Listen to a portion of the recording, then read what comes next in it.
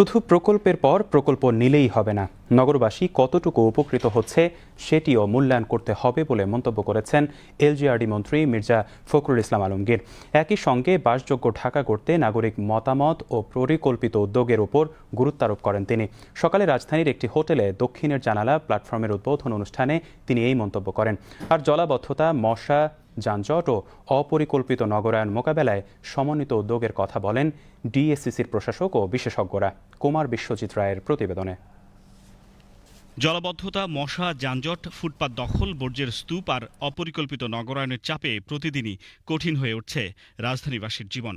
এমন বাস্তবতায় ঢাকাকে আরও বাসযোগ্য ও নাগরিক বান্ধব নগরী হিসেবে গড়ে তুলতে নতুন উদ্যোগ নিয়েছে ঢাকা দক্ষিণ সিটি কর্পোরেশন।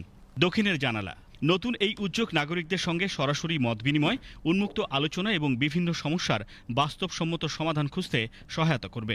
একই সঙ্গে আধুনিক বাসযোগ্য মানবিক শহর হিসেবে গড়ে তুলতে কাজ করবে এই উদ্যোগ। আমরা চাই এই আদি ঢাকাকে তার পুরনো রূপ ফিরিয়ে দিতে। এটা সত্যি কথা যে ঢাকা শহর একসময় সবুজে ভরপুর ছিল, ফুলের বাগান ছিল, এখন কিন্তু আজকে সেই অবস্থা নেই। সেই অবস্থাটা ইচ্ছা করলে, আমরা যদি সবাই সমষ্টিগতভাবে ইচ্ছা করি, তাহলে কিন্তু সেটা সম্ভব। নতুন এই উদ্যোগের উদ্বোধন করেন স্থানীয় সরকার, পল্লী উন্নয়ন ও সমবায় মন্ত্রী মির্জা ফখরুল ইসলাম আলমগীর। এ সময় তিনি বলেন, শুধু প্রকল্পের পর প্রকল্প নিলেই হবে না, নাগরিকরা কতটুকু উপকৃত হচ্ছে সেটিও দেখতে হবে। পাশাপাশি বাসযোগ্য ঢাকা গড়তে পরিকল্পনা মাফিক উদ্যোগ নিতে হবে। আমাদেরকে সেই ব্যবস্থাগুলো তো করতে হবে ঢাকা শহরে। আমাদের নদীগুলোকে তো বিশুদ্ধ করার চেষ্টা করতে হবে। অথচ এত প্রজেক্ট হয়, এই বুড়িগঙ্গাকে পলিউশন মুক্ত করবার কোনো প্রজেক্ট তৈরি হয় না।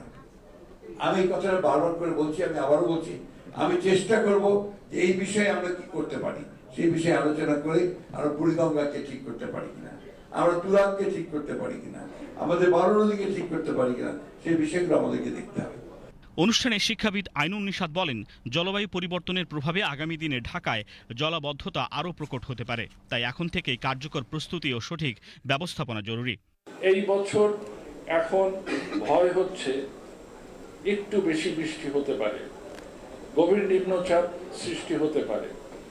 যখনই নিম্নচাপ হবে তখন অতিরিক্ত বৃষ্টি হবে এবং পুরনো ঢাকা পানিতে ডুবে যাবে।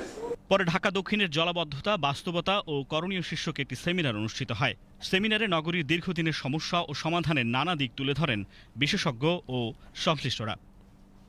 কুমার বিশ্বজিৎ রায়, বিটিভি নিউজ, ঢাকা।